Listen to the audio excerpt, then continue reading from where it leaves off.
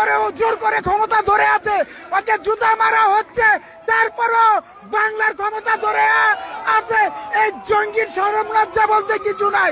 ওকে সমগ্র পৃথিবীর মানুষ আজ দেখতেছে যে ওকে জুতা মারা হচ্ছে, ও একজন টেররিস্ট, কিন্তু ওর লজ্জা শরম বলতে কিছু নাই। আজকে বাংলাদেশটাকে ধ্বংস করে দিয়েছে।